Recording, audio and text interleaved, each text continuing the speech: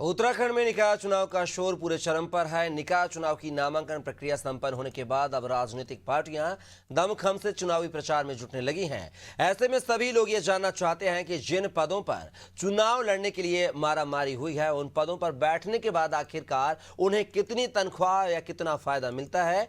आखिर क्या है एक मेयर की तनख्वाह और कितने पैसे मिलते हैं नगर पालिका अध्यक्ष से लेकर नगर पंचायत अध्यक्ष और पार्षदों को। नगर निकाय चुनाव में जीतने वाले उम्मीदवारों को मिलने वाली सुविधाओं का क्या है सूरत-ए-हाल, चलिए दिखाते हैं इस रिपोर्ट के माध्यम से।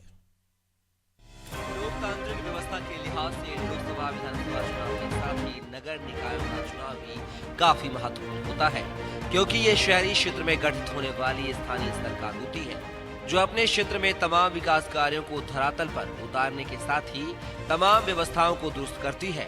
नगर निकायों में नगर प्रमुख यानी कि मेयर के साथ ही सभासद, नगर पालिका परिषद अध्यक्ष, नगर पालिका परिषद सदस्य, नगर पंचायत अध्यक्ष और नगर पंचायत सदस्य शामिल होते हैं। नगरीय निकायों के आरक्षण और चुनाव कार्यक्रमों समेत अन्य जिम्मेदारी शहरी विकास विभाग के पास होती है। नगर निकायों के चुनाव प्रत्येक 5 साल में कराए जाते हैं।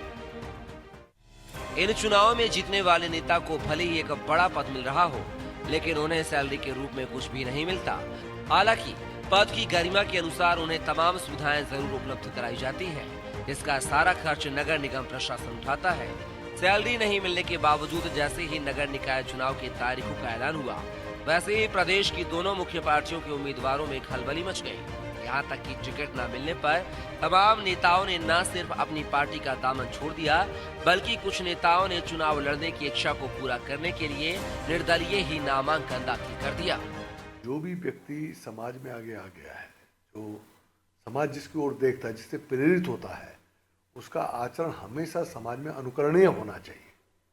मेयर क्योंकि बड़ा स्टेटस है, पूरे शहर का वो फर्स्ट सिटीजन होता है, तो उसकी ओर सबकी नज़र होती है, उससे सब लोग प्रेरित होते हैं।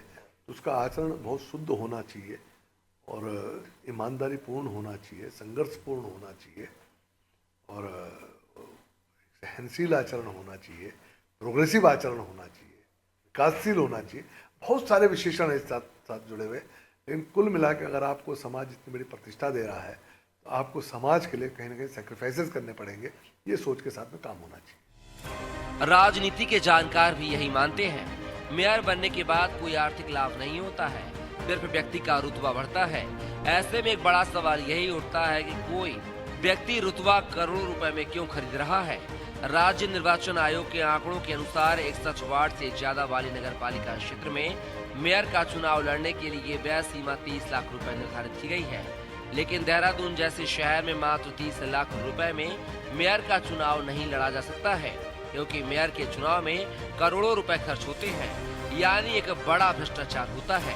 इसके बारे में सभी लोग जानते हैं, लेकिन कोई भी इसका इलाज नहीं कर पा रहा है। देखिए, कहने के लिए लाभ का पद नहीं होता, लेकिन जब अगर लाभकारी पद नहीं होता है तो लोग उस पद के लिए करोड़ों रुपए खर्च क्यों करेंगे।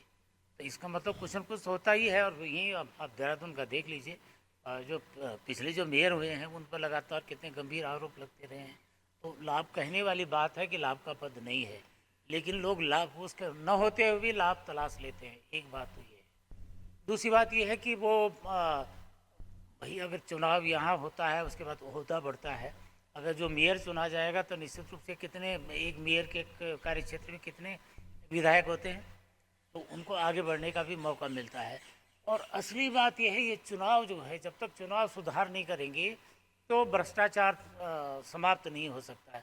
और जो भ्रष्टाचार की जो गंगोत्री है इन चुनावों से ही बहती है। आप लगाओ कि मेयर के लिए कितने 30 लाख 35 लाख जो भी खर्च होता है, क्या इतने पे कोई चुनाव लड़ सकता है मेयर का? नो, करोड़ों रुपए खर्च करना पड़ता है। करोड़ों रुपया टिकट खरीदने के लिए करना पड़ता है।